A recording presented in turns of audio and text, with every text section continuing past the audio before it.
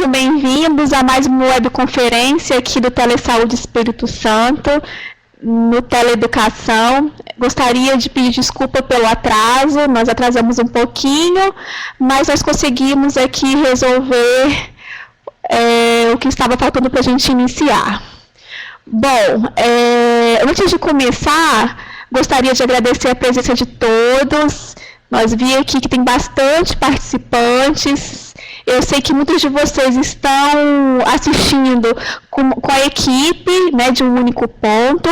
Então, gostaria muito de solicitar que as informações de vocês, os dados, vocês possam escrever nessa caixinha aqui ao lado direito da tela. Alguns de vocês já sabem disso, mas né, não custa lembrar, porque essas informações são importantes para a gente fazer o controle e a avaliação das nossas ações e também para que nós possamos emitir o certificado das webconferências. Agora, não sei se vocês já sabem, que nós estamos emitindo certificados de cada webconferência. Como fazer isso? Vocês vão lá no nosso site, telesaude.ifes.edu.br, no link documentos, vocês vão poder baixar uma planilha e fazer a solicitação desse certificado. Lá está explicando passo a passo como realizar essa solicitação, ok?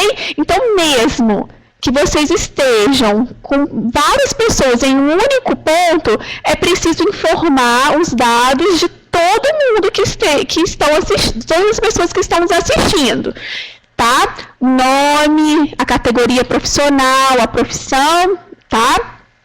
A unidade de saúde que atuam e o município. Então, essas informações são muito importantes para a gente. Vocês também já sabem que essa webconferência está sendo gravada e pode ser acessada daqui a alguns dias no nosso site do Telesaúde. Então, para quem não conhece o nosso site ainda, eu convido vocês a visitarem. Lá tem todas as webconferências que já foram ministradas aqui no Telesaúde, classificadas por áreas temáticas. Então, nós temos palestras sobre saúde do idoso, saúde da criança e do adolescente, vigilância em saúde. Então, várias áreas, saúde bucal, que vocês podem conferir lá no nosso site. Além de que, vocês podem também sugerir temas que vocês gostariam que fossem abordados aqui nas webconferências.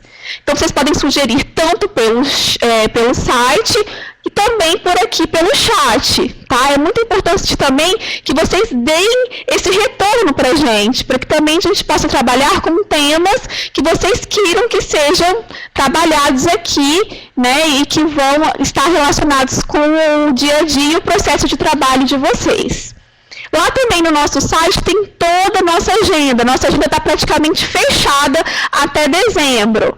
Então, nós temos toda a programação até dezembro, para vocês se programarem com antecedência, para que vocês possam estar presentes e participar de forma online. Nós temos também outro canal de comunicação, que são as teleconsultorias. Então, por esse canal, vocês podem tirar as dúvidas de vocês também. Então, não deixem de participar.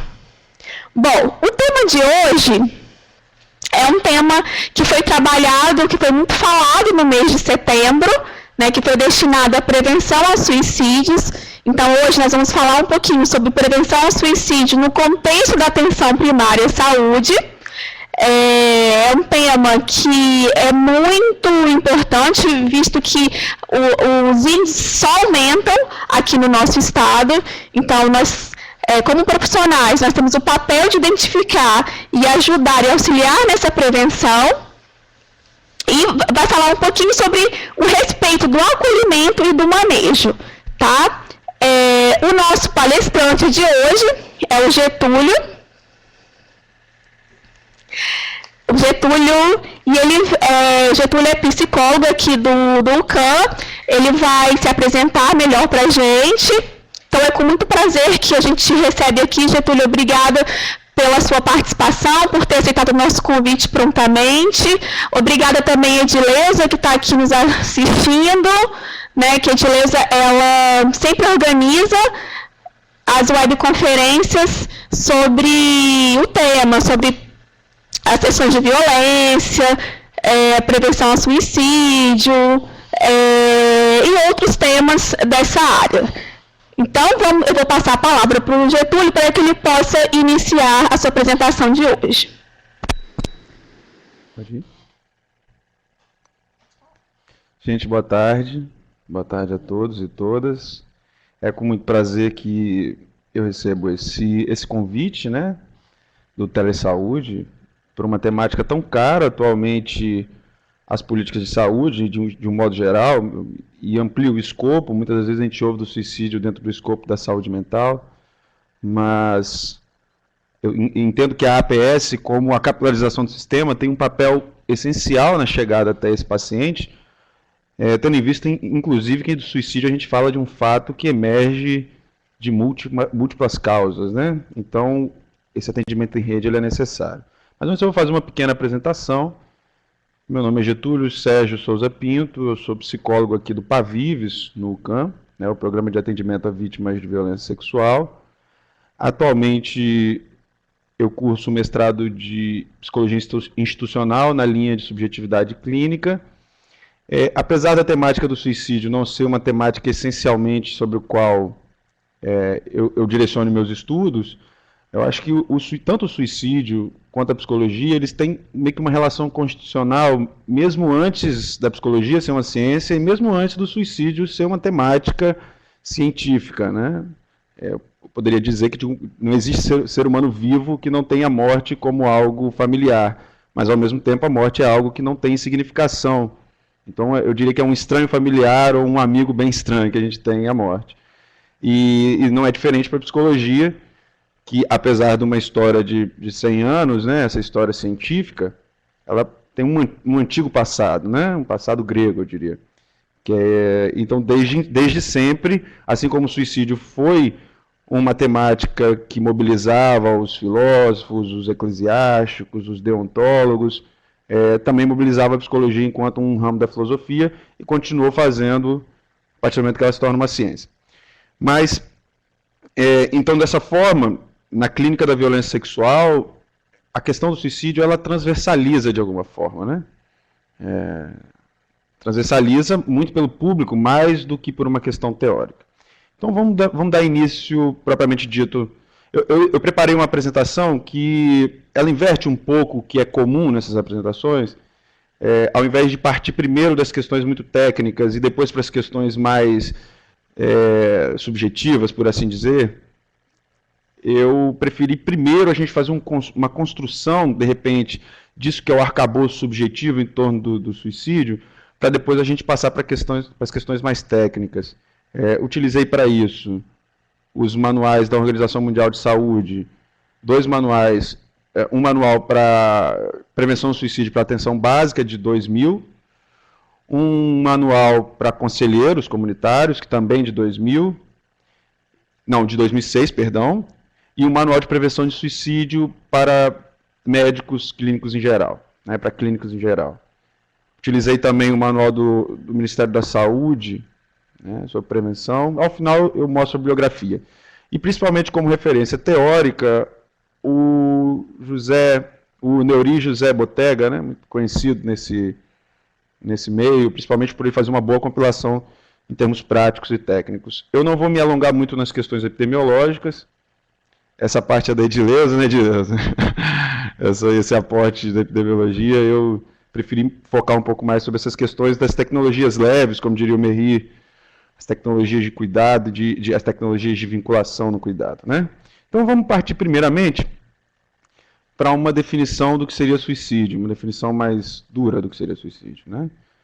Dar morte a si mesmo, matar-se, né? Só que tem uma perspectiva interessante, que o suicídio é como se fosse um homicídio de si.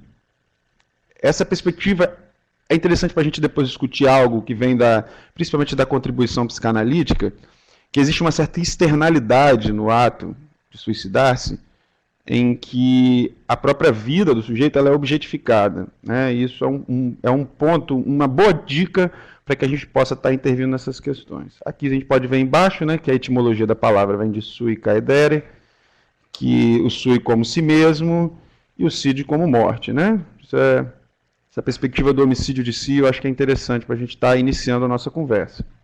Mas seria o suicídio uma solução? Aqui eu já gostaria de fazer essa pergunta, que é o título de um texto do Artaud, o Antonin Artaud, um poeta europeu, que ele costumava dizer que foi suicidado pela psiquiatria, uma vez que ele foi inúmeras vezes internado em manicômios e coisa e tal.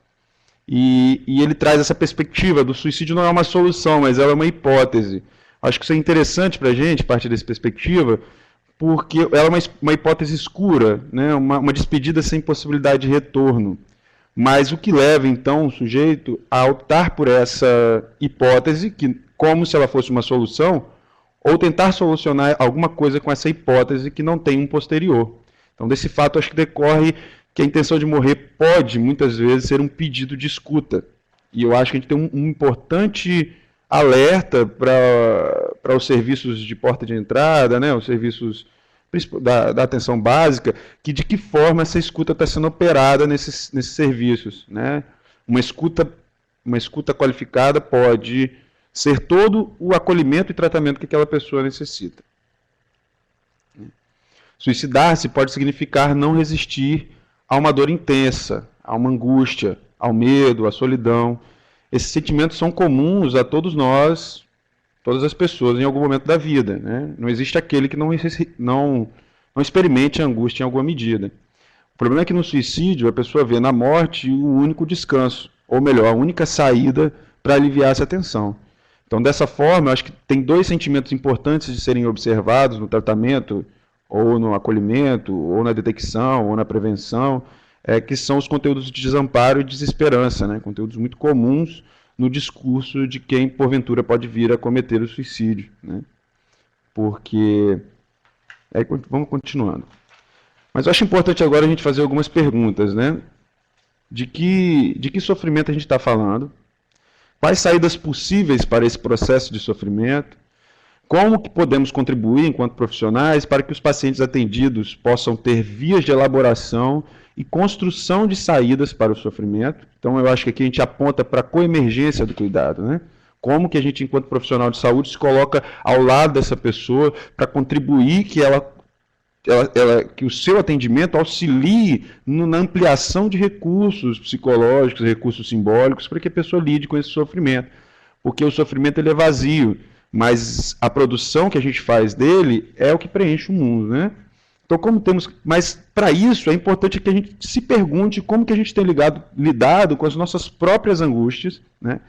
E será que uma pergunta que eu faria, não para uma pessoa específica, mas para a contemporaneidade, se a gente tem tempo para lidar com as nossas angústias, né? E aí se coloca um nó problemático importante, em que se agenciam não só as questões individuais relativas ao suicídio, mas como na contemporaneidade nós somos capturados por um movimento de velocidade contínua, que não permite que a gente entre em contato com as nossas próprias questões, com as nossas próprias angústias. Mas essas perguntas são disparadores, eu não pretendo respondê-las ao longo da minha apresentação, é só porque é bom que a gente comece a pensar sobre isso, né? Mas vamos lá. Para Cassola, né, não existe uma causa para o suicídio. Não só para Cassola, mas para a psiquiatria de um modo geral. Eu trago Cassola como uma das leituras que eu fiz para elaborar essa apresentação. Ele trata-se de um evento que ocorre como o auge de uma série de fatores que vão se acumulando na biografia do indivíduo. Dessa forma, o suicídio não é uma patologia específica, não é uma doença, apesar de ser hoje uma questão de saúde pública. Ele se apresenta como um evento de inúmeros fatores causadores. Eu acho que daí decorre uma necessidade de composição em rede para atender esse fato, que consiga chegar até o paciente, acolhendo-o primeiro e atendendo-o depois.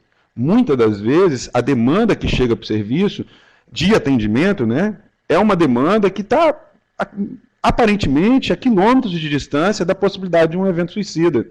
né? Em que medida o acolhimento e a escuta conseguem permitir que, além do atendimento, outras questões que estão passando em branco sejam tratadas, né? Sejam lidadas.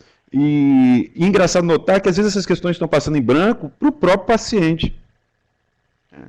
Então a gente fala de um treinamento de sensibilidade de escuta, que vale para todos, vale para o agente, vale para o atendente de consultório, para o técnico de saúde bucal, para a pessoa que fica no cadastramento, né? Então, para cumprir, para cumprir tal intento, a atenção primária em saúde surge como fator-chave, uma vez que é ela que capilariza o cuidado no SUS, né? E o que a gente está dizendo é que, sendo o suicídio um evento de culminância, né, um evento final, geralmente um evento de crise, existe todo um percurso de construção desse evento que só pode ser acessado se o sistema conseguir se sintonizar com a complexidade do fato. E qual é o setor do sistema, qual é a parte do sistema que tem essa grande incumbência, se não a APS, né, que é a área de altíssima complexidade e baixíssima densidade, como a gente vê nas políticas de saúde, né, nos documentos oficiais da política de saúde. Pois então dizemos que a condição biopsicossocial do suicídio, assim como de outros muitos elementos da vivência humana, exige para que o atendimento seja efetivo e integral, a interlocução dos diversos olhares que operam do cuidado em saúde. Então aqui a gente fala de processo de clínica ampliada em saúde, pois em cada uma das dimensões, o corpo, o psíquico e o social, existem conjunto de saberes e fazeres que precisam interagir para compor esse quadro de forma complexa, né? E é a nossa única saída, tendo em vista que a gente não fala de uma patologia, a gente não... apesar de todos as grandes contribuições do modelo processual de história natural da doença, eu não vejo uma possibilidade de a gente falar em história natural do suicídio, né? É sempre uma questão contingencial, uma questão em que se agenciam inúmeros fatores e que, de alguma forma, um sofrimento extrapola o que o corpo pode. Esse corpo que foi extrapolado vê numa objetificação de si mesmo o fim, essa despedida sem retorno. Pois, então eu vou tentar, a partir dessa parte, trazer algumas contribuições de alguns campos dos saberes que eu tenho um pouco de entrada, e falar um pouco da história, né, do suicídio ao longo da humanidade, para a gente compor como que, de alguma forma, o nosso pensamento sobre suicídio foi composto, né? Eu acho que uma importante contribuição freudiana sobre o suicídio, eu não vou aqui entrar muito em todo o arcabouço freudiano, mas é que o interessante é que, para a psicanálise, alguém só consente a sua própria destruição se ele tratasse a si mesmo como um objeto, dirigindo contra si uma hostilidade que era relacionada anteriormente ao objeto. É por isso que se observa na melancolia, né, o conteúdo autodepreciativo. É porque, frente a esse sentimento de angústia, que é um sentimento de perda de algo que a gente não sabe, o indivíduo pode acabar identificando em si mesmo o objeto causador dessa falta, né? E aí cristaliza suas noções sobre si mesmo, enrijece o pensamento e, observando-se como um objeto externo a si mesmo, acredita que a aniquilação daquele objeto aniquilaria a própria angústia. Isso é importante porque é difícil para a gente, se a gente não fazer esse exercício de pensamento, imaginar que o que está se operando ali é uma violência que, apesar de ser contra si mesmo, é uma violência que busca colocar esse si mesmo como um objeto externo. E isso é uma dica importante para a gente observar o discurso da pessoa quando ele está caminhando nessa direção. Quer ver? Coisas do tipo, eu preferi estar morto, né?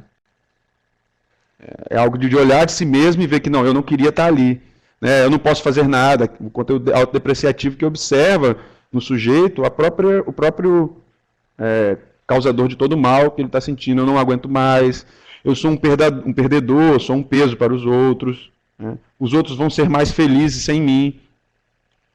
Eu acho que aí a gente tem um elemento em que todas essas falas, de alguma forma, o sujeito está objetificado nela. O sujeito que fala ela, né?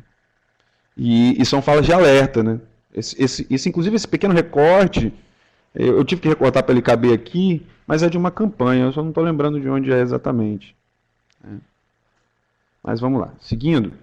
Agora, falarei um pouquinho sobre o Émile Durkheim, porque, né, apesar de eu ter sérias divergências de um modo geral ao modo em que o modo pelo qual o Durkheim faz sociologia, ele é uma passagem obrigatória, né?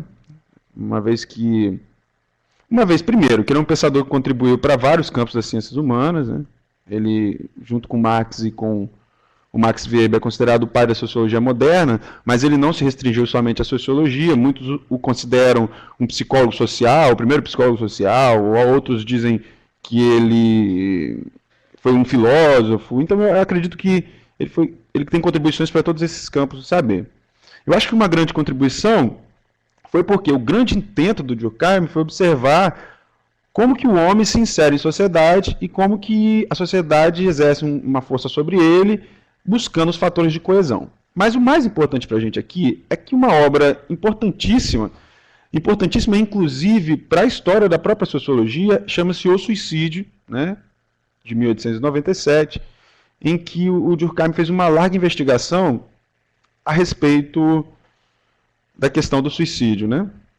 A despeito da incipiência dos estudos dele e das categorizações ligeiramente estanques que ele utiliza para falar de suicídio, né, visto que ele tem um referencial positivista muito forte, eu acho importante demarcar que esse é um primeiro momento, de um enfoque essencialmente social desse fenômeno, né? Ele busca os elementos sociais de onde emerge o suicídio como evento. Eu acho que isso traz para a gente um importante compromisso nessa seara, que é o compromisso de sempre compor as sociabilidades de onde o suicídio emerge, né? O Durkheim, ele estuda essas relações do homem com a sociedade, né?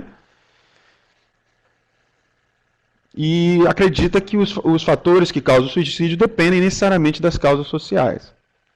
Para ele, suicídio é todo caso de morte que resulta direta ou indiretamente de um ato positivo ou negativo praticado pela própria vítima, ato que a vítima sabia dever produzir esse resultado. Eu acho interessante aqui interessante trazendo a psicanálise, que para a psicanálise existe essa pulsão de morte, né, essa pulsão inerente a qualquer ser vivo de acabar consigo mesmo. E de alguma forma a gente passa a vida inteira lutando contra os fatores que nos causariam a morte, né? Então uma importante pergunta é por que em algum momento não se luta mais para continuar com a vida? Ou existe aquele que não saiba o que é o suicídio, uma vez que se a gente luta para ficar vivo, a gente sabe que se a gente não lutar nesse caminho, a gente morrerá de alguma forma, né? Mas então, o Durkheim criou 3 grandes categorias de suicídio. Eu vou falar sobre elas, né, e depois dizer o que eu acho disso e o que eu acho que a gente pode tirar de interessantíssimo para o nosso trabalho. Ele definiu o suicídio egoísta, o suicídio altruísta e o suicídio anômico, né? O suicídio egoísta, né, nesse caso, o suicídio varia na razão inversa do grau de integração dos grupos sociais de que faz parte o indivíduo. É o suicídio em que a figura toma essa decisão por si só, por achar que não vai fazer falta, ou que nunca fez falta, ou que nunca quis ter a sociabilidade necessária para isso. Porque ser humano é ser social, né? Não existe constituição humana que não parta necessariamente por uma sociabilidade que molde esse biológico. Então, como uma vez que esse indivíduo está fracamente ligado à sociedade, para ele terminar a sua vida terá pouco impacto no resto do agrupamento social do qual ele faz parte. O suicídio altruísta, eu botei aqui uma foto de um kamikaze, mas os estudiosos de Durkheim talvez questionem, né, se o kamikaze é essencialmente um suicídio altruísta, né? Ele é o oposto do egoísmo, pois o indivíduo está extremamente ligado à sociedade de forma que não tem vida própria. Acredita que sua morte pode fazer uma espécie de benefício para a sociedade. Assim, o Durkheim acredita, assim como uma individualização excessiva que te afaste essencialmente do polo sociedade pode ser complicada em termos do suicídio, uma imersão desindividualizante no corpo social pode também ser um fator que leva ao suicídio, uma vez que você perderia, de alguma forma, essa necessidade de autoconservação, né, individual e tal. E, por fim, o suicídio anômico. O suicídio anômico é quando há um processo de pouca regulação social, ou que um social caótico, né, um momento de crise, em que, por conta disso, o indivíduo não se identifica muito bem com as normas sociais, há um gap nesse processo, e ele acaba vendo como alternativa de escape para uma realidade altamente opressora o fim acabar consigo mesmo. Né? Mas por que trazer o Durkheim, apesar da leitura positivista? Eu mesmo me perguntaria. Né? Primeiramente, porque eu acho que é importante demarcar que esse é um momento em que o suicídio deixa de ser um assunto essencialmente filosófico-moral. Isso aconteceu em outros campos também, né? Mas estou falando aqui no campo das ciências humanas. E passa a ser apropriado pelo discurso científico, que, de certa forma, dá início à sua categorização e identificação com os quadros tidos como desviantes. A gente pode dizer que esse é um processo que culminou nesse momento, mas começa ali na Renascença e no Iluminismo. E segundo, porque é um livro emblemático e inaugural da temática no campo científico moderno, e se apresenta como uma passagem obrigatória nesse estudo. E eu traria um terceiro elemento. Se você parar para reparar, música da Ivete Sangalo, né? Mas, de um modo geral, o Durkheim vai a campo e cria essas categorias, né? Mas a sensação é de que daria para criar explicações infinitas sobre o fato. A gente poderia categorizar infinitamente isso, porque o que está em jogo de fato não é a categorização, mas buscar na sociedade, né, como que se dá a construção do fato suicídio. Né? Um dos problemas da leitura de Durkheim é que ele considera social e indivíduo como coisas que existem por si só e que se influenciam, sendo que essas coisas são ligadas e se criam mutuamente. Então eu trago para essa questão de buscar no social a perspectiva de complexidade, da subjetividade, dos processos de subjetivação. Né? Eu acho que essa perspectiva é essencial de ser incorporada no acolhimento e manejo das pessoas em sofrimento psíquico, em especial os profissionais da APS. A complexidade do caso exige que a atenção primária em saúde, o que ela tem de primordial, que é a inserção na comunidade. Né? A gente está falando aqui de um tipo de acolhimento que é aquele em que o sistema de saúde ele se coloca ao lado do cidadão, né? Dizendo que, olha, eu estou aqui, sabe, precisar de alguma coisa, né? Esse contato direto com o paciente. Então, surge como figura importantíssima os agentes de saúde, né? Os profissionais que fazem os acolhimentos e tal, porque muito se fala de detecção, né? Mas eu prefiro falar, de repente, de acolhimento. Porque como detectar isso? Né? Claro que tem, vários caminhos, a gente vai conversar sobre isso. Mas eu acho que antes disso tem um acolhimento. Inclusive para que, de repente, as questões de sofrimento não venham culminar essencialmente com o suicídio. Vou fazer alguns recortes históricos rápidos sobre a questão do suicídio, antes da gente entrar na temática mais técnica. Por que eu digo isso? Vou até passar aqui um pouquinho para frente. Por quê? Porque importante nesse processo de acolhimento, e eu já fiz essa pergunta lá atrás, é que a gente saiba, essencialmente, o que esse termo suicídio causa na gente. E eu parto muito de uma perspectiva que a experiência, esses sentimentos, os comportamentos humanos, eles são compostos por uma relação de saber, né, uma relação de poder e um modo de subjetivação. Então, o que está em jogo? Essa história que foi construída em torno do suicídio, ela habita a gente. Né? Da mesma forma, os conteúdos morais que habitam a sociedade, além de serem construídos historicamente, também nos habitam. E nossas histórias pessoais também compõem esse quadro. Então a gente vai passar rapidinho sobre isso, sobre alguns recortes que eu fiz. Se a gente fosse fazer recorte, também teria recortes infinitos, porque mesmo dentro das próprias sociedades, isso é complexo, né? Contanto que eu digo, diferentes tratamentos foram dados à questão do suicídio ao longo da história. E mesmo dentro de uma mesma sociedade, havia diferenças no tratamento da questão. Na Grécia Antiga, a gente não tem muito uma unanimidade de como que isso acontecia. Havia muita diferença, tanto no trato com relação ao local social que você estava, quanto na cidade mesmo em que você estava. Né? A Grécia é famosa pela questão da polis, né, do coletivo, e a cidade como um local em que se atualizavam as vivências. Né? Então, de alguma forma, para os filósofos que eram mais coletivistas, ou coisa do tipo, eles não acreditavam que a pessoa não tinha esse direito de tirar a própria vida. Né? E o oposto, os que apontavam mais para o individualismo, acreditavam que sim. Então, a gente vê que, por exemplo, que em Atenas, uma pessoa que havia cometido suicídio sem aprovação do Estado, porque era possível em Atenas, por exemplo, ter aprovação do Estado para fazer o suicídio, era negada as honras de um funeral normal. A pessoa era enterrada sozinha na periferia da cidade, sem lápide ou inscrição. Então, grande parte das condenações que a gente teve ao longo da história, elas dizem respeito às honras fúnebres, né? E então a gente já traz aqui um elemento moral importante, né? Assim, de como que ficava essa família, de como ficava a história dessas pessoas que ou eram casadas com alguém que cometeu suicídio, ou eram mãe, pai, coisa e tal. Tanto que, se você ver na Idade Média, uma época em que isso foi muito demonizado, perdão, na Idade Média não, aqui já é 1670, né? Luís XIV da França, entendeu? Tô olhando, isso aqui já estou chegando no final dessa parte. A punição era muito mais grave, né? O corpo morto era atirado pelas ruas, virado de cabeça para baixo, depois pendurado, jogado numa pilha de lixo, enquanto que todos os bens eram confiscados, né? Aqui na Roma Antiga, depois um pouco da Grécia, né? A legitimidade da morte depende muito de qual é o seu local social, né? O chefe de escravo poderia, agora os escravos não, porque os escravos eram posse dos chefes, né? De quem era dono dele. Então, de um modo geral, se ele se matasse, era uma questão mais econômica do que essencialmente uma questão moral. Mas a gente sabe que as questões morais são muito... As questões econômicas são moralizadas e as questões morais são econômicas em alguma instância. A gente não vai entrar nessa longa discussão, não. Durante a Idade Média, o ato de suicídio era considerado um ato diabólico, mas ainda persiste um recorte de classe, né? Quando se tratava de camponeses, escravos e artesão, que faziam parte da gleba, sendo ligados à terra e ao senhor, o ato era considerado criminoso e provavelmente a pessoa teria tudo confiscado e seria muito mal vista na sociedade, não teria direito às honras fúnebres e, em alguns casos, havia todo esse suplício público, né, essa expiação pública do fato muito característico da Idade Média.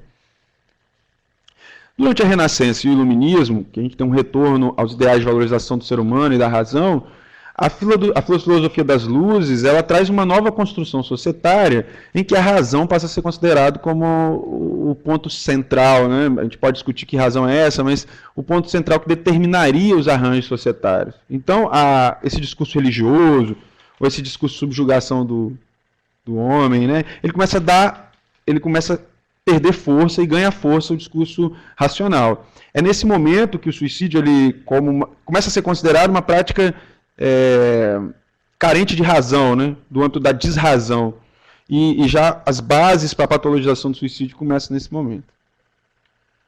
Né? Por que falar desse recorte histórico que eu fiz? Se você parar para reparar, de novo, a música da Ivete Sangalo, grande parte das coisas que eu disse, elas têm algum reflexo na forma como o senso comum, de um modo geral, lida com o suicídio. Né? Ou, de um modo geral, a depressão é sem vergonhice, dá uma enxada para esse rapaz trabalhar, né? Muito parecido com o que se faria no feudalismo. Né? Ou, e por aí vai, né? Por aí vai. Por exemplo, uma patologização excessiva do comportamento suicida e tal, como se sempre fosse isso. Então, a gente tem que estar percebendo como que a gente constrói as nossas crenças, como que a gente constrói a forma como a gente é, porque quando você vai atender alguém com esse processo de sofrimento, a forma como você pensa essa questão, mesmo que você não expresse ela faz parte desse expediente, ela compõe o setting junto. Porque o cuidado é uma coemergência em que participa o profissional, mas participa muito mais o paciente. Então, muita gente vai dizer depois de não julgar o paciente, mas como eu faço para não julgar o paciente? Né? Como eu faço para que meu olhar seja realmente acolhedor? Né? Então, se faz necessária a desconstrução de nossos preconceitos e julgamentos morais a respeito da questão, para que efetivamente consigamos operar com uma tecnologia de produção de vínculos que seja promotora de acolhimento. É por isso que agora eu vou passar um pouco para os mitos, que geralmente é uma parte final desses manuais, mas eu trouxe primeiro para que a gente converse sobre isso. Diferentemente do que é usuário, eu falei isso. Por que eu digo isso? Porque a dinâmica de atenção em saúde, ela deve prezar pela quebra da recognição automática em direção ao reconhecimento atento. Eu vou explicar esses dois conceitos. A recognição automática é quando, por algum elemento do campo, a sua mente funciona sozinha e antecipa um saber sobre aquilo. É claro que é importante você treinar essa parte, mas na maioria das vezes, quando ela é magnânima e ela toma conta do seu atendimento, o que vem à tona são os preconceitos. Então, todo atendimento clínico, todo atendimento de saúde, ele tem que estar o tempo todo mediano para que a recognição automática não tome conta, para que a gente possa ter o chamado reconhecimento atento, que você vai conseguir ver o que tem de específico em cada um dos atendimentos. Por isso, falar um pouco dos mitos, né?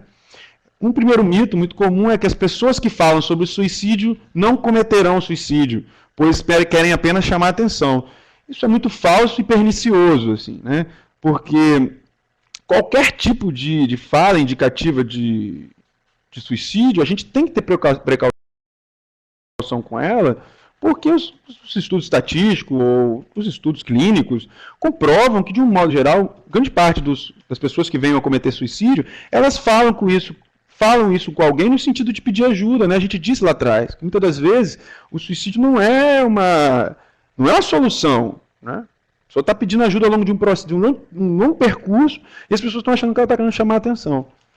E aqui a gente não distingue entre o suicida real e o suicida imaginário que inventou a situação, né?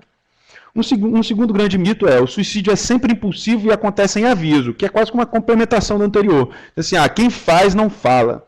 Isso também, os estudos comprovam que não, né? Apesar dele ser em si um ato impulsivo, ele é um ato impulsivo, mas não é um ato impulsivo que acontece sem aviso.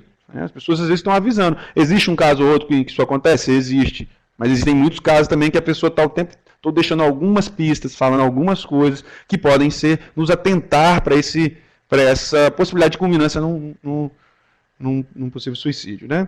Os indivíduos suicidas querem mesmo morrer ou estão decididos a matar-se e nada mudará seus planos. Isso aqui também é uma complementação do mito anterior. De fato, existe uma rigidez no pensamento suicida. Mas essa rigidez, ela geralmente diz respeito aos motivos autodepreciativos, né? A pessoa acha que não tem jeito, eu não sei fazer nada, mas isso é diferente de dizer assim, não, eu vou me matar e pronto, né? Vou me matar e nada vai mudar a minha cabeça e tal. Se você acreditar nisso, eu acho que de repente podia parar de trabalhar em saúde, né? Desculpa a provocação. Quando o indivíduo mostra sinais de melhoria ou sobrevive a uma tentativa de suicídio, está fora de perigo. Também é um mito muito perigoso, porque existe um período especialmente delicado, que é imediatamente depois de uma crise, né? Porque na sequência de uma tentativa pode ocorrer outra. O que a gente está falando é de um nó que constrói pensamentos, e não necessariamente de um pensamento que você tirou e ele desapareceu, né?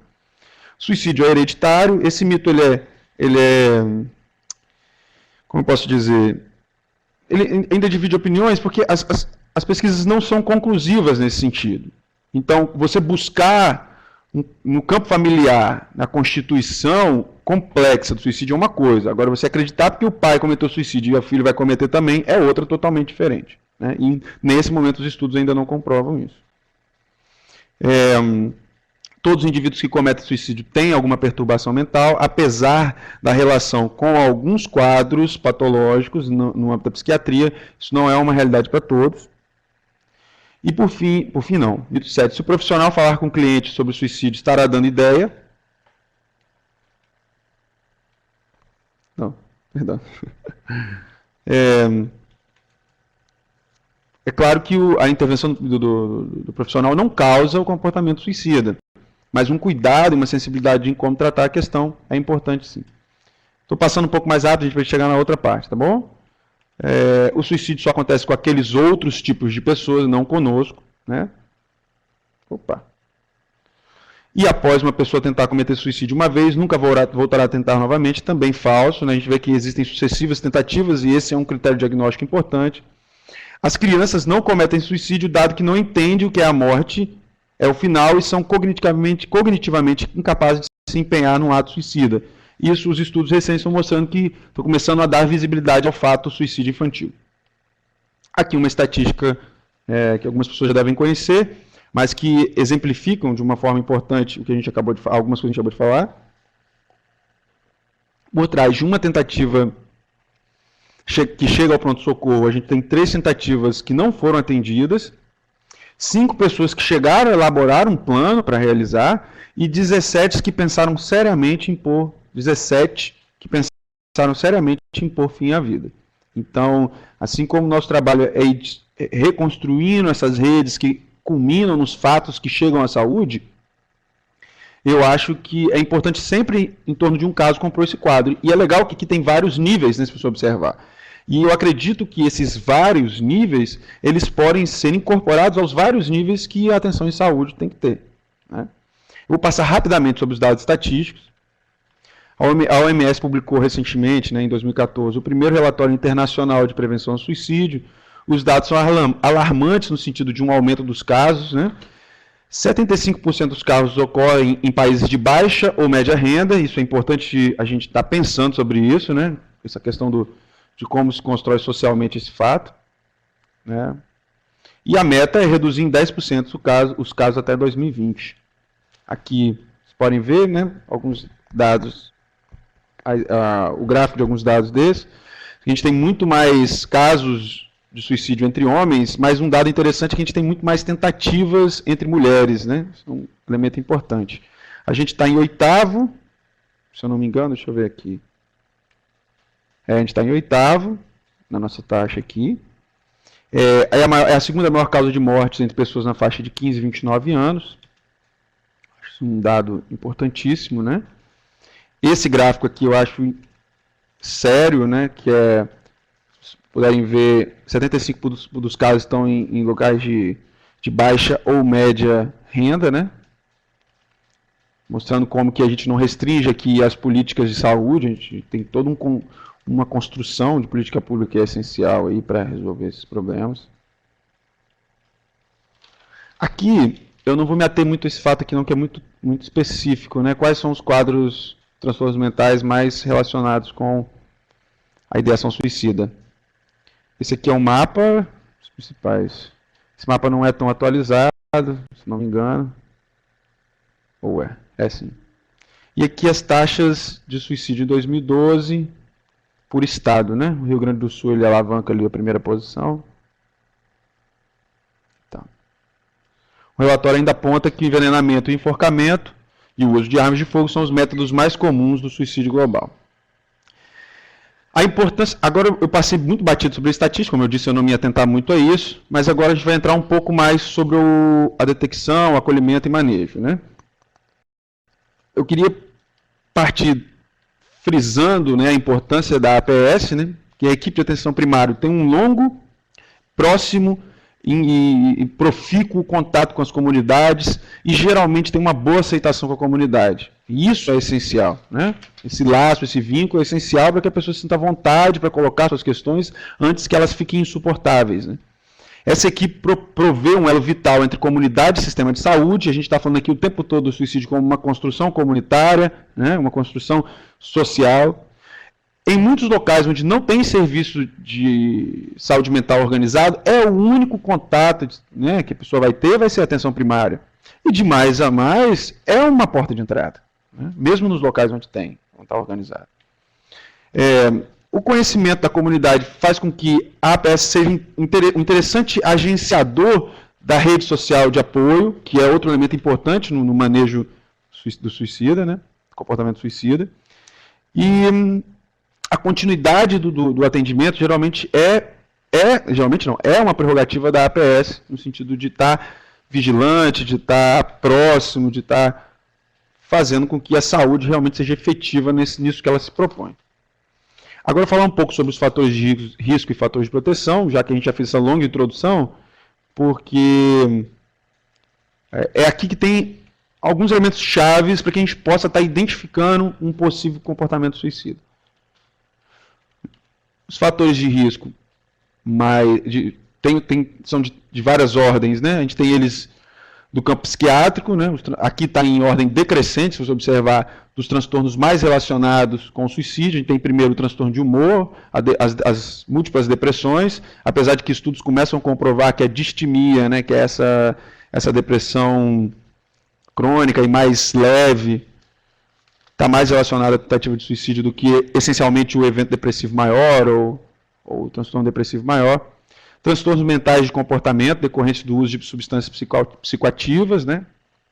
Transtornos de personalidade, principalmente o borderline, acho que mais que o narcisista antissocial, a esquizofrenia, os transtornos de ansiedade e e os quadros comórbidos são realmente os mais potentes, né? Um transtorno de humor com alcoolismo, a pessoa um esquizofrênico num estágio de alto embotamento emocional, de depressão e tal. Os fatores psicológicos, que eu diria até psicossociais, ampliando um pouco o escopo, que depois a gente vai ver que a parte deles se distribui entre os fatores predisponentes e os precipitantes, são as perdas recentes, né? Perdas de figuras parentais na infância, datas importantes, né? Que geralmente é aqui eu acho que ele coloca mais os fatores precipitantes, né? Reações de aniversário e a personalidade com traços de impulsividade ou de humor lábil, né? Os fatores sociodemográficos, né? O que os estudos epidemiológicos têm mostrado em termos de maior predisposição, né? As pessoas de sexo masculino, a faixa etária de 15 a 35 anos e acima de 75 anos. Os estratos econômicos extremos, né? Extrema pobreza ou os muito ricos. Né? As áreas urbanas têm os maiores índices, mas aqui eu acho, não sei se a gente está realmente frente a um quadro epidemiológico ou um quadro de subnotificação. As pessoas em situação de desemprego, que aí a gente até conecta lá com a perspectiva do suicídio anômico, né, aposentados, pessoas solteiras e imigrantes. Tem dois critérios desses que eu gostaria de ter um pouco mais de discussão a respeito deles, não eu, mas é feita uma discussão sobre ele. Um é sobre a presença ou não da religião, sendo um fator de... Muitas pesquisas comprovam a presença da religiosidade como um fator de proteção, né? E aqui, por isso, entra o ateu como um fator de risco. E as condições clínicas incapacitantes, médicas, de um modo geral, também são geralmente um fator importante no caso do suicídio, né? As pessoas que veem naquela patologia uma situação de desesperança, né? Não tem para onde ir, coisa e tal. Então aqui tem uma atenção aqui importante, né? História de tentativa de suicídio anterior e presença de transtorno mental. Essas duas coisas, culminando com um quadro de ação suicida, é indicativo de alto risco, né? As frases de alerta que eu já falei lá atrás, então não vou retornar nelas. Aqui ele só está exemplificando a questão do... Ele está repetindo, né, a questão dos fatores de riscos psiquiátricos. Eu vou pular, que não há uma relação direta, mas observa-se que muitas das pessoas que cometeram suicídio apresentavam algum transtorno psiquiátrico diagnosticável que não foi diagnosticado a tempo, né? Aqui esse quadro é de um texto do Neuri Botega, né, em que ele faz uma porcentagem desses transtornos que eu falei lá em cima em relação com o suicídio, né? A depressão, eu vou falar de 3 só deles, que são os que mais importantes para a gente. Então, a depressão é um dos diagnósticos mais comuns, é o diagnóstico mais comum a partir dos estudos estatísticos, né? Geralmente as pessoas que se matam, né? Que se autoaniquilam, elas se sentem deprimidas, tristes, solitárias, instáveis de tempos em tempos. Mas esses sentimentos passam, principalmente no caso da distimia. Por isso que a distimia hoje tem sido vista como uma comorbidade, uma patologia mais ligada ao suicídio, né? Contudo, esses sentimentos eles são persistentes, eles têm uma rigidez de existência, e o pior de tudo, eles têm uma alta invasividade psíquica, né? Eles tomam parte do psiquismo da pessoa, e aí depois criam todo um contexto psicossomático ali extremamente complicado. E grande parte da dificuldade em perceber um quadro depressivo tem uma parte que é informacional, mas tem uma parte que é relacional, que diz respeito aos preconceitos que as pessoas carregam, essa coisa de que, pobre trabalha, depressão é de rico, vai bater uma laje, coisa e tal. Mas, contando que todos nós já passamos essa parte desses preconceitos, tem alguns sintomas que são interessantes de serem observados toda vez num atendimento em saúde, seja ele qual for, né? A pessoa se sente triste durante uma parte do dia, né? Perde o interesse por atividades rotineiras e principalmente por atividades que anteriormente davam prazer, né, chamado quadro de anedonia. Perde peso ou ganha peso sem muita explicação aparente, dorme demais, né, ou de menos. Tem um quadro interessante que é dormir demais e tem insônia durante a noite. Isso é um quadro interessante de ser observado, né? A pessoa se sente cansada, fraca e sem energia para fazer as coisas, né? Com a volição complicada, né? Sente-se inútil, culpada e sem esperança. Os conteúdos autodepreciativos também são muito comuns na depressão, né? A pessoa acha que não é capaz de nada, que não vai conseguir, principalmente nos quadros mais severos, quadros mais melancólicos, né? A variação de humor entre uma irritação e um cansaço, a pessoa ela apresenta-se irritada, irritadiça, né? Variação de humor. E muito cansada ao longo do dia, né? Dificuldade de se concentrar e tomar decisões e lembrar das coisas, muitas vezes por causa dessa relutância. Não é uma relutância que você tem que ficar atento. Se a pessoa está insegura, porque não se considera capaz, né? Porque se considera ruim demais e coisa e tal. E os pensamentos frequentes de morte e suicídio. A grande questão é que esses pensamentos nem sempre vêm expresso, né? Vêm muito facilmente expresso. E mais à frente a gente vai falar um pouco sobre como adentrar nisso. O alcoolismo tem sido muito relacionado aos casos de suicídio, né? Cerca de 1/3 dos casos de suicídio estão ligados à dependência de álcool. E 5 a 10% das pessoas dependentes de álcool terminam sua vida pelo suicídio. E muitas vezes que a pessoa se suicida, ela está sob o efeito de álcool. Aqui tem alguns elementos que fazem com que a questão do suicídio seja mais, a questão do álcool seja mais indicativa do suicídio. Eu vou passar um pouco batido nela, gente, porque ela é muito protocolar, né? E a gente tem mais umas coisas para falar. A questão da esquizofrenia, né? 10% dos esquizofrênicos acabam cometendo suicídio. A esquizofrenia é uma patologia caracterizada principalmente por distúrbios na construção do pensamento, da fala, e com alucinose auditiva, visual, né? Muito comum a auditiva, e principalmente pelos discursos delirantes, que acabam levando a um quadro de prejuízos funcionais, né, na vida da pessoa. Mas existem alguns quadros, alguns momentos do esquizofrênico que aumentam o risco de ele estar cometendo suicídio, né? Nos estágios iniciais da doença, em que ele perde essa referência, onde tem o primeiro surto, e perde essa referência com a realidade, e essa perplexidade pode vir a levá-lo a tomar algumas decisões limítrofes, né? Quando começa a se recuperar, principalmente, aqui eu faço um adendo, quando ele está se recuperando de um forte acometimento de sintomas negativos, que a gente chama. Os sintomas positivos são essas alucinações, os delírios. Os sintomas negativos são marcados pelo isolamento e embotamento emocional, né? Aí, muitas das vezes, quando ele está saindo dessa onda de sintoma negativo, que ele acaba cometendo suicídio, né? Isso é importante demarcar. Isso acontece também nos quadros de bipolaridade. Eu vou passar. Aqui ele traz um elemento importante, que é sobre os paranoides, né? Que muitas vezes o paranoide pode entrar numa linha delirante muito forte, em que todo o ambiente parece muito sufocante dentro do delírio e acaba culminando no suicídio. Aqui a gente falou dos fatores de risco, né? Agora eu vou falar rapidinho dos fatores de proteção, porque na perspectiva dos fatores de risco e fatores de proteção, grande parte da intervenção tem a ver com redução dos fatores de risco e aumento dos fatores de proteção, né? A ausência de transtorno mental, gravidez, quando a pessoa tem alto senso de responsabilidade com a família, e isso falo por experiência própria, né? Muitas das vezes você ouve essa fala, já pensei várias vezes, mas tenho que cuidar do meu filho, e isso me faz não me matar. Mas isso é uma questão que tem que ficar com a orelha em pé, eu diria, porque... E muito dessa orelha em pé é trazer esse filho para a gente conversar, ver como é que essa coisa se coloca.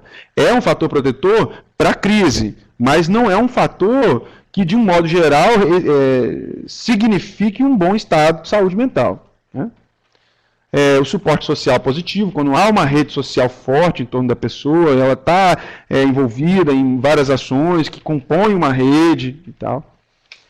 Estar empregado, porque fazendo contraposição a estar desempregado. Quando a pessoa está com alta satisfação com a vida, ela tem maior capacidade também de lidar com os problemas que a vida coloca. Porque a vida é problema, né, gente? A vida é angústia.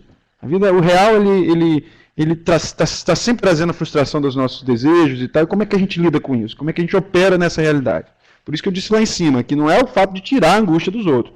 Você não vai conseguir fazer isso. É o que se produz com essa angústia. E o que se produz com essa angústia de você também como profissional, né? Aqui tem uns fatores protetivos, acho que o pessoal já viu. Ele bota o teste de realidade intacto, eu acho que lidando com a esquizofrenia, né? Quando a pessoa consegue fazer um teste de realidade. Ah, tá. Esses fatores todos também podem ser classificados entre fatores predisponentes e fatores precipitantes. O que são eles? Os fatores predisponentes são os fatores que podem, que aumentam a possibilidade do suicídio acontecer, e os fatores precipitantes são aqueles que são marcos, são estopins para o fato acontecer. Né? Eu vou passar um pouco mais rápido disso, se alguém quiser. Essa apresentação fica, não fica? Tá. Essa aqui eu vou passar um pouco mais rápido, gente, que quiser dar uma olhada depois. É só uma outra subdivisão, se você for ver, tudo que a gente falou está aqui de alguma forma, com alguns outros a mais, outros a menos, ok? Tá. O que a gente está fazendo aqui? Né? A gente está querendo apresentar os elementos que compõem, que vão compor o olhar desse profissional de saúde, para que ele esteja mais atento a alguns elementos. Então é importante a gente pensar como é que está o estado mental do suicida, né? Em que estado a pessoa está quando chega a cometer esse fato. Eu acho que um primeiro ponto que um dos mitos que a gente apresentou tenta desconstruir é que existe uma ambivalência natural. Né? Natural. Geralmente, os suicidas eles estão ambivalentes quanto a isso, de se matar ou não. Né? E essa ambivalência, ampliando um pouco o escopo, ela não está só em se matar ou não, porque se for parar para pensar, a morte, apesar de ser algo não significável, ela significa a vida toda. Né? Nossa vida toda é significada a partir da perspectiva que um dia a gente vai morrer, que a gente pode morrer de um jeito, e a gente evita alguns, outros a gente é um pouco mais leviano, mas de um modo geral, quando alguém chega à ambivalência de querer ou não estar vivo, todos os outros campos da vida dele também estão ambivalentes. Né? Tá com essa questão, se a vida vale a pena ou não vale a pena o casamento, não vale. E muitas das vezes isso tem uma dica interessante, principalmente para os psicólogos, que é possível operar com uma despedida de algum elemento da vida da pessoa que consiga dar conta de simbolizar essa angústia que ele está levando para a morte. O que eu estou querendo dizer? Às vezes, uma dificuldade em termos de recurso simbólico para lidar com um casamento que está sendo muito opressor para a pessoa, pode fazer com que isso extrapole para a única solução é matar-me, mas a gente pode, de repente, estar fazendo esse retorno para esses outros lutos que a gente opera ao longo da vida. Né? Eu acho que toda vez que a gente desagrega uma relação, ou que a gente se despede de alguma coisa, um luto precisa ser realizado. Em qual medida isso não é uma chave interessante para a gente tentar intervir no caso, né? Impulsividade é um segundo elemento importante, né? O suicídio também é um ato impulsivo, eu disse isso lá em cima. Como qualquer outro impulso, o impulso para cometer suicídio é transitório e dura alguns minutos ou horas. Pode parecer um pouco contraditório com o que disse lá em cima, mas o que ele está querendo dizer é que o impulso para cometer o suicídio, ele pode ter esse ciclismo, né? Ele pode ser cíclico dessa forma, mas não a causa geratriz, né? Não o que está fazendo o cara querer se matar. Porque senão a gente acredita que ele quis aquela vez, ou ele estava querendo se aparecer, ou ele realmente não estava querendo, ou quando ele quiser ele vai fazer, e aí existem algumas falas bem complicadas nesse sentido. E rigidez, que eu comentei várias vezes ao longo dessa apresentação, né? Os sentimentos e os pensamentos da pessoa que geralmente chegou a essa decisão limítrofe, eles estão constrictos. O que quer dizer? Eles estão muito encalacrados em verdades sobre si mesmo, em crenças sobre si mesmo, que levam a essa perspectiva. Então, intervir nessa rigidez, claro, com muito cuidado e carinho, e fazer com que você possa contribuir para que ele construa outras saídas para o sofrimento inerente à própria vida, é um caminho interessante. Né? Aqui, os sentimentos, e geralmente os pensamentos que organizam esse sentimento de uma certa forma, né? A tristeza e a depressão, geralmente é exemplificado por eu preferir estar morto, a solidão, eu não posso fazer nada, o desamparo, não aguento mais, me ajuda, são falas importantíssimas de serem ouvidas. Desesperança, eu sou um perdedor, um peso para os outros, e isso só me atrapalha e tal. E a autodesvalorização, que diz que eu não valho nada para ninguém, então é melhor eu ir embora.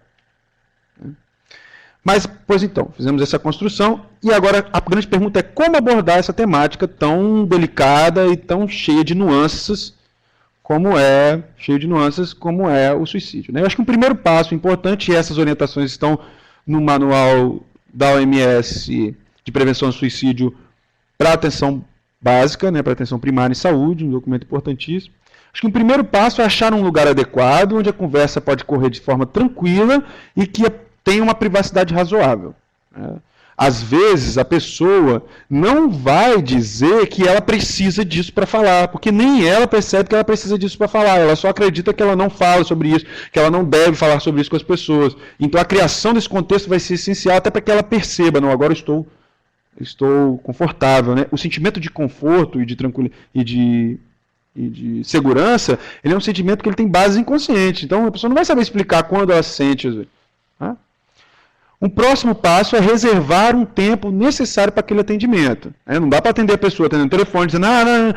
Você tem que trabalhar a partir do momento que você percebeu o risco, aquela demanda é soberana e ela vai tomar seu tempo, o tempo que for necessário. E muitas das vezes o tempo que se toma é o tempo além atendimento, né?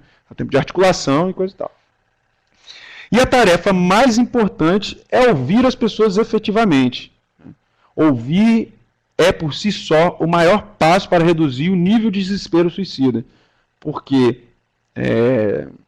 uma coisa é dizer, eu não sirvo para nada e tal, mas uma coisa é, eu não sirvo para nada porque o marido não deixou, e começa a contar uma história. A partir do momento que essa história ela é elaborada junto com você, você já ajuda a pessoa a reduzir todo aquele sofrimento que está culminando nisso, né? Como se comunicar, uma coisa interessante a gente está trazendo essa questão. Eu acho que assim, muito dessas dicas podem parecer um pouco simplórias para os profissionais que já atuam com essa demanda, mas nunca é demais falar, né? Ouvir atentamente, manter a calma, apesar de às vezes você ficar com medo, ficar inseguro, ficar triste, tentar manter a calma o máximo possível. Entender os sentimentos da pessoa, eu aqui faria um pequeno deslocamento no sentido de acolher a fala, né? Entender os sentimentos é uma coisa difícil de se fazer. Eu acho que a gente não atende sempre entendendo, perdão. Agora, acolher, qualquer um pode ser capaz de fazer.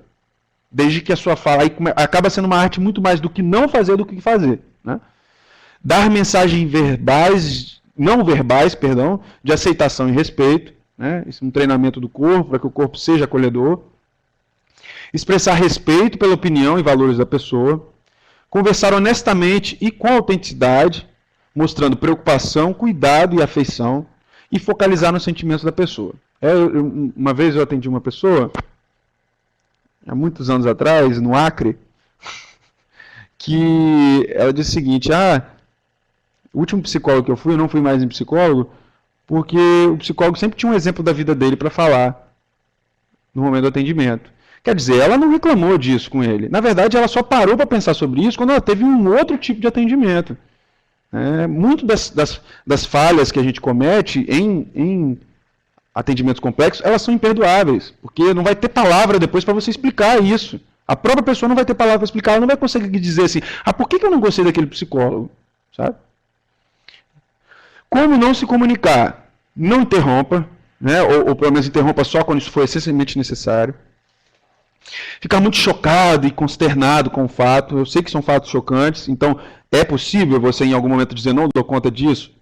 Eu acho que aqui o manual da OMS deixa um pouco sem saída, né? Mas é possível você dizer não estou dando conta desse atendimento, vou chamar um colega mais experiente, espera um pouco, dá uma água para a pessoa e procura uma outra saída, né? Porque se uma coisa é ter um em crise, outra coisa é ter dois em crise, aí pelo amor de Deus, né? Dizer que você está ocupado, não posso te atender agora, isso é uma fala muito comum. A gente entende que o expediente em saúde geralmente ele é sobremaneira muito oneroso, mas é algo a se pensar, né? Porque muitas das vezes é o único contato que esse paciente vai fazer com alguém, né? O único contato que ele faria, né? Vou dizer, usar o verbo no tempo certo.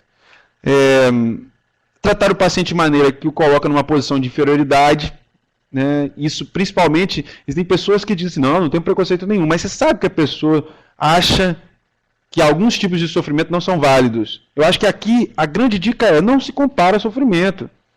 O cara que foi martelar um prego e martelou o dedo, e outro que está com câncer com metástase terminal, todos eles têm a sua parcela de sofrimento para lidar. E eu acho que não cabe a gente fazer essa composição de, mas eu tenho um paciente que não sei o que lá. Pelo amor de Deus, né? Pelo amor da deusa, falando com as colegas aí. Fazer comentários muito invasivos e pouco claros. O que isso quer dizer? Existe uma hora certa das perguntas certas. E a dica da hora certa não se responde pergunta que não foi feita, sabe? Não se interfere em coisas que não foi dita. Vá seguindo, siga um anfitrião, e o anfitrião, no caso, é o paciente. Fazer perguntas indiscretas. E aqui entrou, sem querer isso aqui, gente, ó. Esse aqui é outro parágrafo. Ele completa os dois dizendo: uma abordagem calma, aberta, de aceitação e de não julgamento é fundamental para facilitar a comunicação. Só que essa parte não julgamento, ela não é tão simples quanto parece. Então, é assunto para uma próxima aula, talvez. Ouça com cordialidade, trate com respeito, empatia com as emoções e cuidado com o sigilo. Eu acho que está bem adiantado no tempo, né? 3h15 já. Então eu vou dar uma corrida aqui, tá bom? Gente, dado o adiantado do tempo, eu estou bem no final. Pode continuar no mesmo fluxo? Tá. Agora eu entro na parte final da minha apresentação, que fala da construção do quadro, tendo em vista o risco, né? Uma categorização de risco. Hein?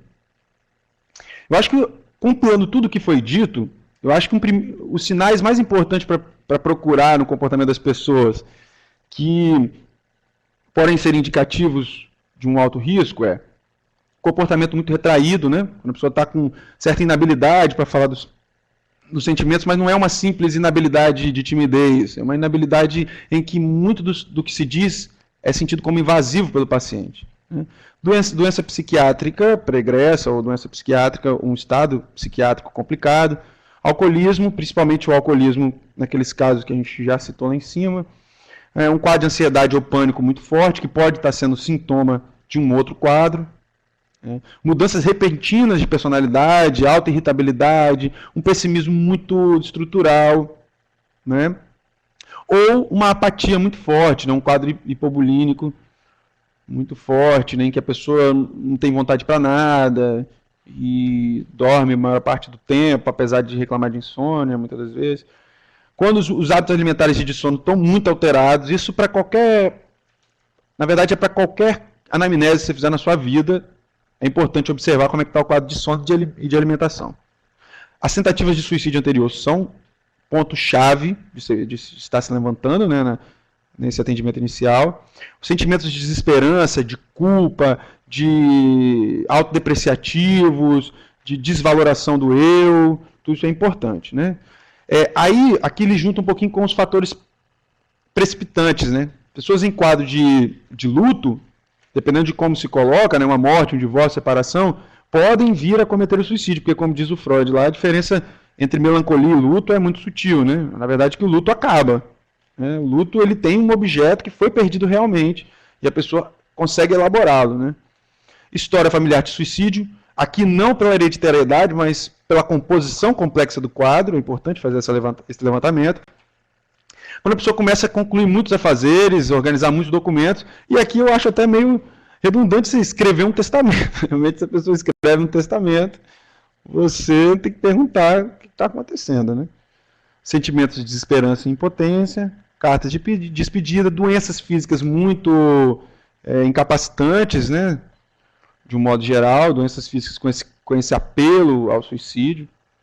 E uma menção repetida à morte e ao suicídio. Aqui, eu acho que a gente já começa a trabalhar na perspectiva da ideação suicida, que é um dos elementos importantíssimos na detecção do risco suicídio. Né?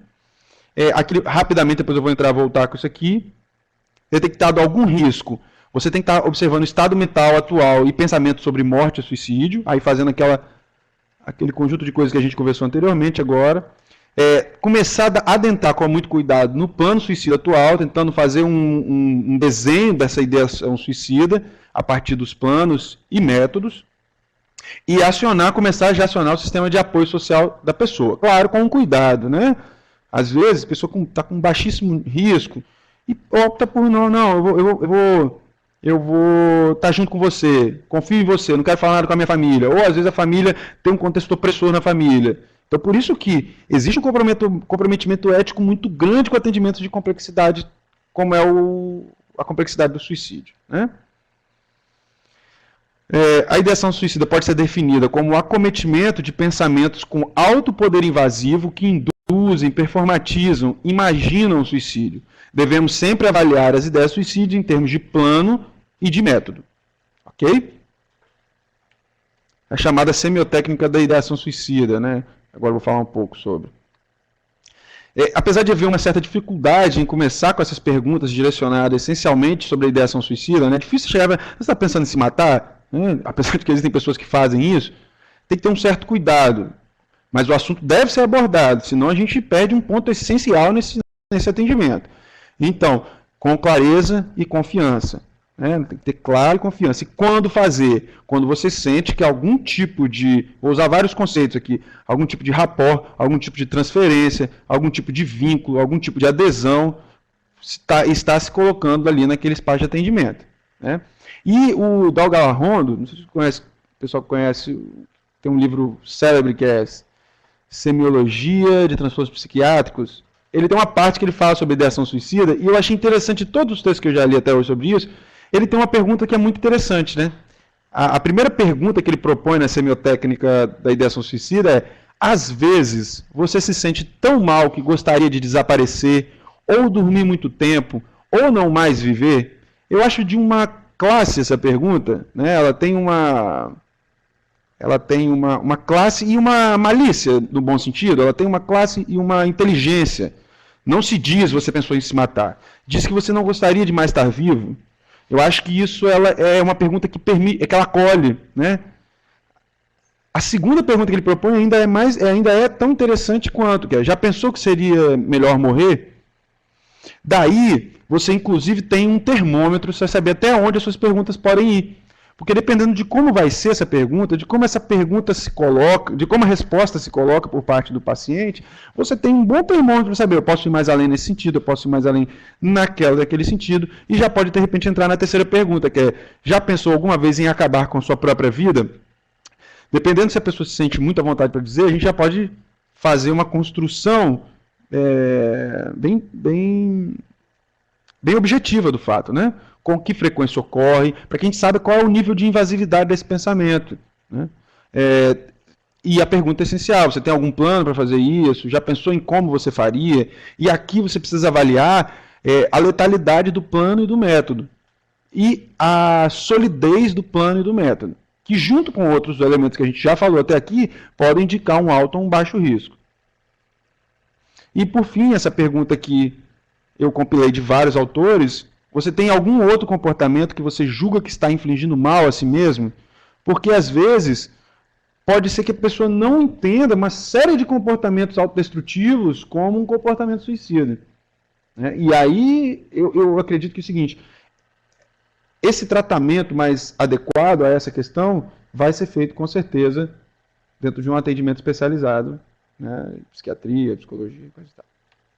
Aqui um quadro que tem que é uma compilação do Bottega, no texto sobre prevenção de comportamento suicida, em que ele tenta organizar o que a OMS sugere em termos de manejo e conduta em caso de observância de algum nível de risco. Né? Eu acho interessantíssimo esse quadro. Ele, apesar de eu ter uma birra com quadros e essas simplificações, ele é muito interessante por ser um elemento prático para a gente utilizar ali no dia a dia. Né? Ele mostra, por exemplo, se tem uma leve perturbação emocional e você consegue indagar sobre ideação suicida, a única conduta é receber esse elemento, para você poder fazer essa construção. Aí a pessoa apresentou ideias vagas de morte, não tem plano e não tem método. Continue na mesma perspectiva de ouvir, de receber o fato, para ver se isso ganha alguma consistência que preocupe em termos de saúde. Começa a apresentar ideias claras de suicídio, não tem transtorno mental. Não, perdão, anterior. Ideias vagas de suicídio, né? Porque não tem ideias só de morte. Então a gente tem que saber qual é o plano e método. dependendo, às vezes não tem plano nem método. A pessoa só disse assim, um dia eu pensei em me matar, mas nunca pensou como e nunca pensou de que jeito, né? De como efetivaria esse como.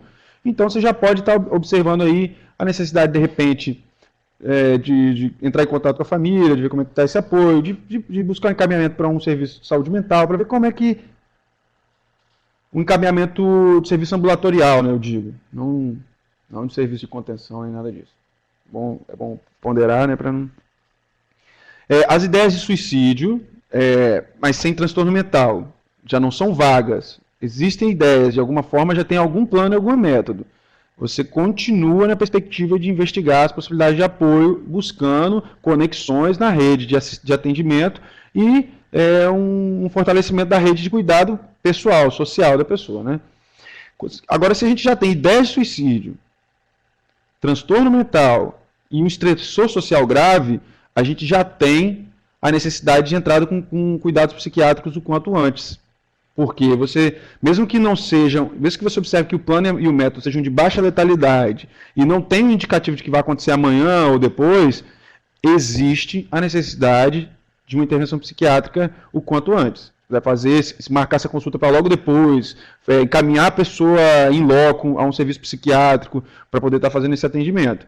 E o Neri, ele propõe a chamado contrato de não suicídio. Eu não tenho tempo de falar disso. É um instrumento interessante, mas eu não tenho muito tempo. A gente poderia falar disso em um outro momento. Que pena. Tá, eu vou... Aqui eu acho que tem a questão do baixo alto risco. Vou falar disso rapidamente e eu termino, tá bom? Aquela distinção que a gente fez cria, né, essas 3 categorias, que é baixo, médio e alto risco, né? A pessoa teve alguns pensamentos suicidas, como eu não consigo continuar, eu gostaria de estar morto, mas não faz nenhum plano nem tem um método. Você oferece um apoio emocional do próprio serviço que está atendendo, ou do serviço que você tem essa possibilidade, trabalha esse sentimento suicida. Quanto mais abertamente a pessoa fala, menos ela se sente aprisionada pelos próprios sentimentos, né? Propõe uma focalização nesses pontos positivos, que você observa como elementos de recursos próprios da pessoa para lidar com esse sentimento, ajudando ela a abrir mais saídas na vida, né? É importante encaminhar o quanto antes para um profissional de saúde, mas nesse caso pode ser um atendimento ambulatorial, não precisa ter toda aquela urgência que eu falei anteriormente, né? Mantenha um contato externo com a pessoa. Eu costumo, por exemplo, ligar no outro dia do atendimento para saber como é que está, o que foi, como é que estava a pessoa, pelo menos para ter uma certeza de que tudo está correndo bem. Eu mantenho esse contato. Médio risco. A pessoa tem os pensamentos e planos, mas não diz que vai cometer imediatamente, e os planos eles são vagos e de baixa letalidade, ou não tem nenhuma outra tentativa e coisa e tal, né? Tem que dar o apoio emocional, como a gente já disse, e trabalhar os sentimentos suicidas, como foi dito anteriormente, mas a OMS dá uma boa orientação da gente focar no sentimento de ambivalência, porque é possível que nesse estado a pessoa tenha esse sentimento de ambivalência, e a gente pode, aos poucos, mostrar como que o que faz ela ter vontade de morrer pode ser o que ela fazer ela ter vontade de viver, e é uma potencialização dessa vontade de viver, pode ser interessante, né? Explorar alternativas ao suicídio, foi o que eu disse antes. Existem outros lutos que podem ser realizados, existem outras saídas, existem outras despedidas com retorno que podem ser operadas nesse caso. E a OMS, né, quando eu disse o Neri ele propõe no texto dele, mas coadunando com a perspectiva da OMS, é fazer um contrato, no sentido de uma promessa do indivíduo não vai se suicidar sem que comunique a equipe ou que por um período específico. Eu nunca faço muito essa orientação de forma vaga, porque precisa se qualificar essa questão do contrato um pouco mais. Mas fica aí a dica, quem quiser estudar um pouco mais sobre o contrato não suicídio, é uma coisa interessante. Encaminha o psiquiatra a um médico e marca a consulta o mais breve possível, buscando, se possível, garantir que aconteça o atendimento. Entre em contato com a família e reforça a necessidade de apoio para esse paciente. Por fim, a pessoa com alto risco, ela tem um plano definido, tem os meios para fazer, planeja fazê-lo imediatamente, e as outras questões de fatores de risco que a gente já conversou ao longo de toda essa apresentação. Necessário, essa pessoa não pode ficar mais sozinha, e aí A forma de fazer isso depende dos recursos que você dispõe na sua unidade de atendimento, do contato que você tem com essa rede social de apoio, né? E aqui não tem receita de bolo. Lá em cima a OMS se orienta a hospitalizar de pronto, mas como a gente sabe das dificuldades que algumas redes passam, então acho que seja uma coisa muito importante. Tentar remover as coisas que podem ser a causa, né? De novo, fazer um contrato, entrar em contato com um profissional de saúde ou médico, imediatamente providenciar ambulância e hospitalização, informando a família e informando a necessidade de que essa pessoa não fique sozinha. Gente, aqui segue a bibliografia básica, né? E eu queria agradecer imensamente as pessoas que ficaram aqui e que ouviram, porque é uma questão que demanda uma sensibilização maior por parte dos operadores das políticas de saúde, não no sentido de que a gente precisa, a qualquer custo, reduzir a estatística. A gente precisa, a qualquer custo, construir um sistema de saúde que realmente consiga ser acolhedor para as demandas do público que dele precisa. Porque é essa a nossa única incumbência enquanto operadores dessa política. E sendo a questão do suicídio uma questão de saúde pública, eu acho que é extensível a esse tratamento as necessidades colocadas pelas perspectivas de acolhimento e atenção integral em saúde. Muito obrigado, espero uma próxima. Nós que agradecemos, Getúlio, nós estamos falando aqui no chat como foi bom você ter aceitado o nosso convite. Nós estamos muito felizes porque você tem muita experiência profissional, a sua palestra foi excelente. Eu acho que todos estão aqui super agradecidos, foi muito instruída, você acha que você conseguiu sensibilizar os profissionais. Nós temos duas perguntas, você pode responder rapidinho para a gente? Sem problema. Então, a Joelma de Laranja da Terra, não, acho que pode fechar, porque está dando eco. Isso. Ela pergunta o que fazer quando alguém que trabalha na saúde pensa em suicídio e passa despercebido na maioria das vezes. Joelma, que belíssima pergunta. Eu acho que numa outra oportunidade, de um modo geral, eu gostaria muito de trabalhar o sofrimento que acomete os trabalhadores. Porque vamos pensar uma hipótese aqui. A gente falou das condições predisponentes e precipitantes, uma perda importante ou fatos marcantes na vida da pessoa. Imagine que você é um profissional de saúde pública. Imagine que você tem um quadro de distimia muito comum entre a maioria das pessoas, mas isso não te causou maiores problemas. Aí você começa a atender uma pessoa deprimida e coisa e tal. E essa pessoa, depois, a vinculação ela é bilateral, né? O profissional também constrói uma vinculação com o seu paciente. E suponhamos que essa pessoa venha a cometer o suicídio. Não é normal que a gente pense, natural que a gente pense que esse profissional também pode vir a cometer o suicídio por conta desse sofrimento? Então, eu acho que a sua pergunta ela vai tão profunda. Por quê? Eu acho que uma primeira questão esse profissional ele precisa ter local para fazer esse atendimento. Né? Ele precisa ser atendido também. Ele precisa ter local de esvair esse sofrimento. Né? A gente lida com as demandas de políticas públicas. Mas, principalmente, que ele mesmo busque o quanto antes. E se essa ideação suicida está construindo um quadro complicado, ele precisa ser, de alguma forma, afastado do trabalho para poder cuidar da sua problemática. Eu orientaria a todas as pessoas, de um modo geral, que atuam com essa demanda, que tivessem também os seus atendimentos psicoterapêuticos, né, para poder dar conta disso. Mas eu não acho que exista uma diferença em termos de tratamento a ser dado. Eu acho que a diferença é o local em que se ocupa. Se essa ideação está complicada, eu acho que o profissional tem que ter o compromisso, tem que observar que está demais para ele e pedir, de alguma forma, buscar um atendimento psicológico, psiquiátrico e fazer o que for necessário para, por enquanto, não realizar esse atendimento. Mas eu acho que, assim como tudo na vida, a gente falou muito de ambivalência, pode ser um sentimento importante para que você tenha um sentimento, porque você tenha um sentimento mesmo, né? Pode ser um importante momento para que você tenha uma experiência de sentimento vivaz do que é isso, que é a ideação suicida. Então, é possível pegar dessa ideação e construir tecnicamente uma visão mais acolhedora até. Mas é importante dizer, isso precisa ser avaliado por um profissional e precisa ter o tratamento necessário, porque senão você pode ir junto, né? Você, no caso, genérico.